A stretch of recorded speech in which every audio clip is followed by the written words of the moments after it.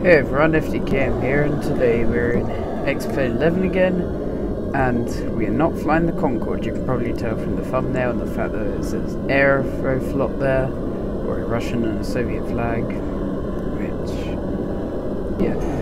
So we're currently at JFK Airport. Let me just pull up the map. And basically, yes, this is the Soviet Concord, the Tupolev T-144. Which is basically, it was like Concord, but worse in every single way, except for number of crashes, because it had more of those. So the Tupolev T-144, you may notice it looks like exactly like Concord pretty much, apart from the stabilizers, which used to not be in on it, and also the engines are a bit different. Well, that's simply because the plane was pretty much built using thousands, or tens of thousands probably actually, of stolen documents from the British and French Concord programs. So, yeah, that's interesting that they couldn't even build their own plane. And the whole point of it was just to fly before the Concord, so they succeeded on that, flying it 2 months before the Concord, I believe in December 1968. Well, the Concorde's first flight was mid-February, I believe, 1969.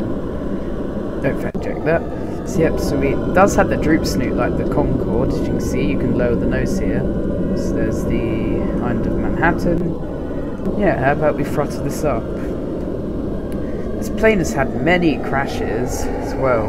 Also, it used to have a cargo variant, which is something I find very interesting. Why there would be a cargo variant for planes this. Oh, the afterburners are on. I guess your cargo would come quickly, but the problem is it just can't carry much. Yes, the plane accelerates really quickly. Also, it is insanely hard to control, and this thing, so Concord could keep supersonic flight without its afterburners on. This plane couldn't, which meant you had to deal with this sound the entire flight.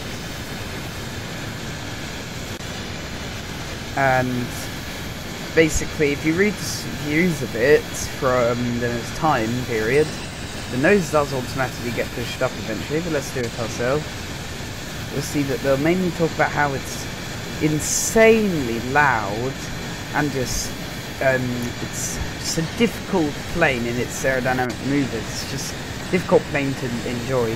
While the Concorde's obviously described as smooth and quiet. So, yep, we're over New York right now, and the plane is flying quickly. Let's fly out across the ocean. I know this is a hard turn angle, but this plane technically did break up during one of those, but I'll explain that in a later video. So, yeah, it was only in service with passengers for a couple of years, and then after a cargo variant, crashed, I believe, twice, which is a crazy amount. They decided, let's get rid of it. It's just too much hassle. And the whole point of it was just to show off the superiority of the Soviet Union, or at least what they believed was. So this plane is, I know I'm turning the rudder here, but this plane is really hard to keep steady. I'm trying right now on my joystick. You see how much it's having to gimbal, basically, the engines. It's interesting how it kind of behaves like rocket engines as well, because, you know, normal jet engines, they don't gimbal because the plane has ailerons to bank. Not with this. I believe there's flaps on the side. No, there are elevators, that's it. But yep, and those stabilizers are added.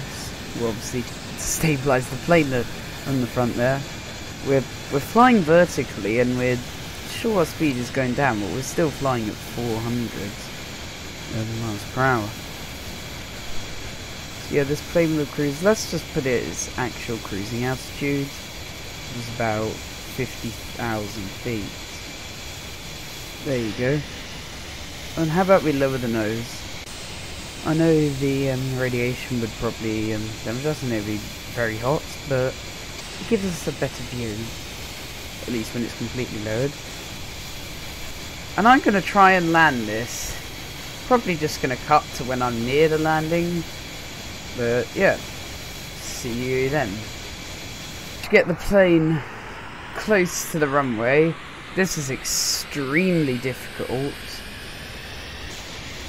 I'm trying to keep the plane's nose up, but as you can see, it's incredibly difficult. The engines are also apparently the landing gear going through them. I don't get that.